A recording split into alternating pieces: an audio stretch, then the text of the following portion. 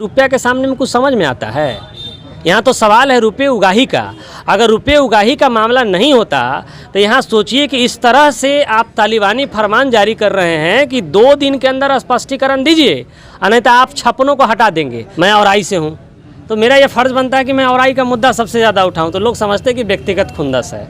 अब हमको एक बात बताइए, रून्नी सैदपुर में गरीबों का जो मामला है वो मेरा व्यक्तिगत तो है नहीं। रून्नी सैदपुर में जो गरीबों को उजारा गया वो मेरा व्यक्तिगत तो नहीं, वहाँ तो गरीब लोग रह रहे हैं, मैं तो रह नहीं रहा हूँ। औराई में 26 से ज़्यादा सरकारी विद्यालय है जिसके ऊपर छत नहीं हो, तो मेरा बेटा तो उसमें नहीं पढ़ता है।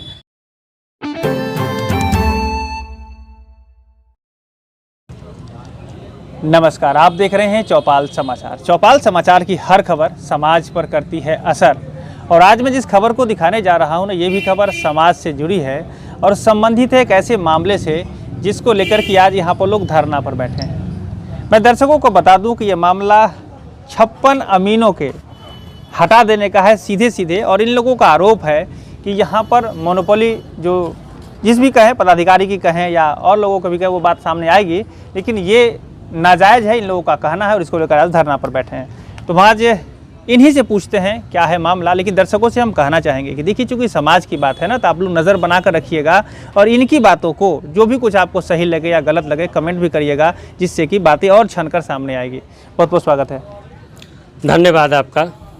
क्या मामला है ये?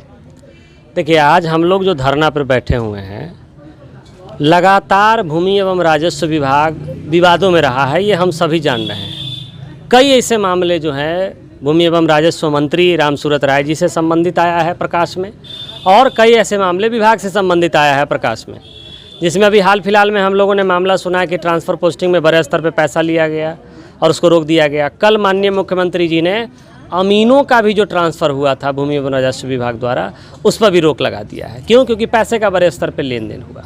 इसी प्रकार से जब बहाली की गई, उसमें भी पैसों का बड़े स्तर पर लेन देन हुआ, और जो पैसे दे करके नहीं बहाल हुए उन लोगों के ऊपर जानबूझ करके जो है परेशान करने की के मंशा से कहिए कार्रवाई की गई अधिकारियों द्वारा मंत्री के इशारों पर।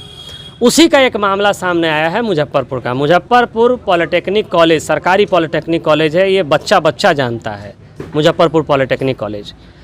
अब देखिए कि मुजफ्फरपुर पॉलिटेक्निक कॉलेज आज से अमानत की डिग्री नहीं कराती है, बहुत पहले से कराती है।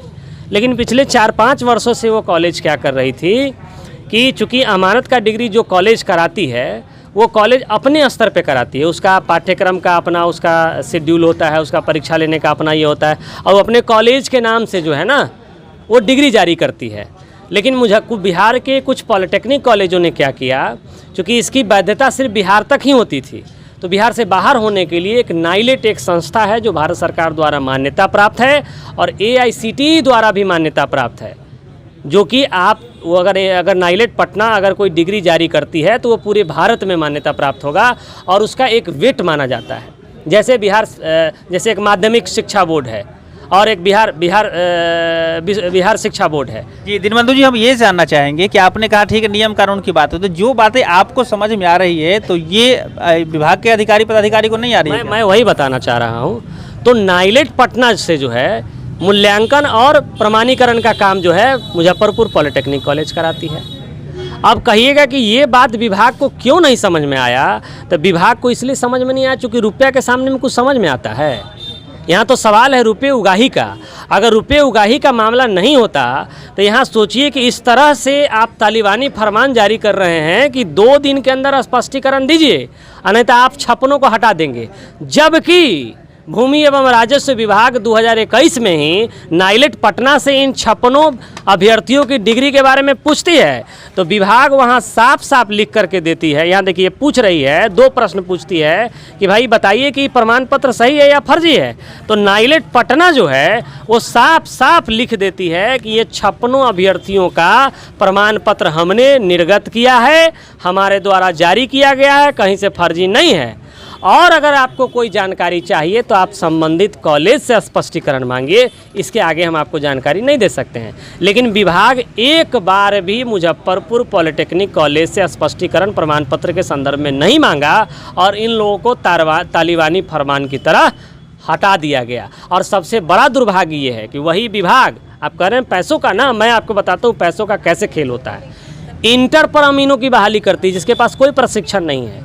और इंटर पर बहाली करने के बाद जब यही प्रशिक्षित जो अमीन है वो केस कर देते हैं तो फिर हमारी डिग्री का क्या वैल्यू हुआ। जब आप सेम पे स्केल दीजिएगा, सेम पद पे रखिएगा, हाई कोर्ट उनके नियुक्ति को रद्द कर देता है। अब सरकार जो है उसके बहाली के लिए अपने तरफ से कोर्ट में पिटीशन फाइल करती है, लेकिन यहाँ प्रशिक्षित लोग आते हैं। देखिए, मैं दर्शकों को कहना चाहूँगा, यहाँ जो मामला है ना, ये इन लोगों का यही कहना है कि अमीनों का जो यहाँ पर हटाया गया है इनको, ये तालिबानी फरमान है और इसमें 2 दिन में स्पष्टीकरण की बात कही गई कि 2 दिन के अंदर आप स्पष्टीकरण दीजिए, नहीं तो हटा दिया जाएगा। ये भी गलत है। तो देखिए, मैं दर्शकों को कहना चाहूँगा, ये जो सारे मामले हैं ना, इस पर आप दर्शक भी नज़र बनाइए। बहाली कैसे होती है, बहाली में किस किस प्रक्रिया को फॉलो किया गया है, नहीं किया गया है, ये जनता का मामला भी बनता है।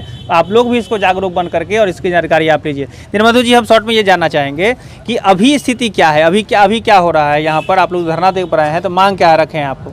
देखिए, हम लोग का साफ साफ मांग है कि चूँकि आपके विज्ञापन के अनुरूप ही हम लोग काम कर रहे हैं। विज्ञापन में साफ लिखा था किसी भी सरकारी मान्यता प्राप्त के से आपका डिग्री है तो आप अपील कर सकते हैं, और हम तो वैसे संस्थान से मान्यता प्राप्त डिग्री है इन लोगों के पास जिनका वैधता पूरे भारत में है और जो शुद्धता और एकदम ऑथेंटिक के लिए जो है एकदम समझिए कि प्रमाणित है, और उसके बावजूद आप हमको हटाए हैं। तो अब विलम्ब इन लोगों की बहाली फिर से सुनिश्चित की जाए, सेवा बहाल की जाए, और जिन लोगों ने भी पैसे ऐंठने और पैसे उगाही की मंशा से इनके ऊपर कार्रवाई की है अधिकारियों ने, उनके ऊपर कार्रवाई की जाए। इसके बाद जब तक इस विभाग से भ्रष्ट मंत्री रामसूरत राय जी को नहीं हटाया जाएगा तब तक हमको लगता है कि मुख्यमंत्री जी का जो नारा है न्याय के साथ विकास, वो चरितार्थ नहीं होगा बिहार में।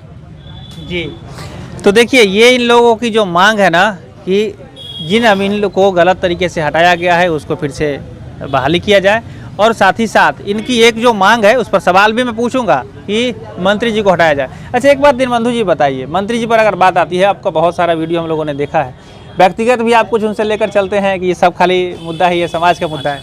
ये बड़ा अच्छा सवाल आपने पूछा।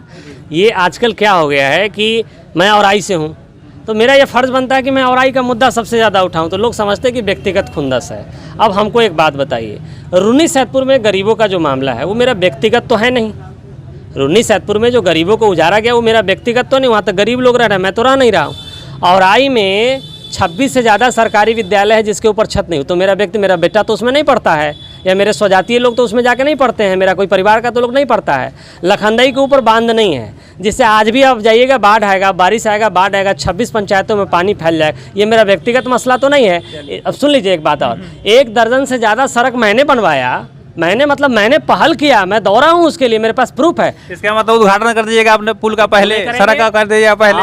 आप देखिए, इस पर सवाल आगे आएगा। मैं दर्शकों के लिए इंटरेस्टिंग बात मैंने आपके सामने रख दिया है कि इस पर बात आएगी, और इनकी जो लड़ाई है ना समाज हित में ही है, मैं ये कभी कहना चाहूँगा, लेकिन और भी लड़ाई जो व्यक्तिगत भी चलती है वो भी हम आपके सामने लेकर आएंगे। लेकिन आज जो मुद्दा है यहाँ पर अमीन जो जिनको हटाया गया है उनको बहाल करने की बात हो रही है। मैं कहना चाहूँगा तमाम अधिकारी पदाधिकारी से, देखिए लोग अब जागृत हो गए हैं, लोग धरना पर भी आकर बैठे हुए हैं, और हमारे दर्शक भी देख रहे होंगे तो आप लोग भी जग रहे हैं। तो अब ये नहीं चलेगा, समाज की जो बेहतरी है वो आप सभी के जो मेल मिलाप से है वो होनी चाहिए, और यहाँ लोगों को न्याय मिलना चाहिए, हम आपसे आशा रखेंगे। तो आज के लिए बस इतना ही। बहुत बहुत धन्यवाद आपका। Thank you. तो बहुत बहुत धन्यवाद आपका, आप आएँ, और आपके दर्शकों को भी मेरे तरफ से प्रणाम, नमस्कार, धन्यवाद। तो आगे भी ऐसे छोटे हम लोग आते रहेंगे। आज के लिए बस इतना ही। और एक जो इनसे व्यक्तिगत सवाल मैंने पूछा, इसका वीडियो हम आगे बनाएंगे, कभी मौका मिलेगा हम आपके सामने वो सारी बातें लाएंगे जो समाज हित में होती है। तो आज के लिए बस इतना ही। मैं हूं अभिषेक आनंद, चौपाल समाचार के लिए धन्यवाद।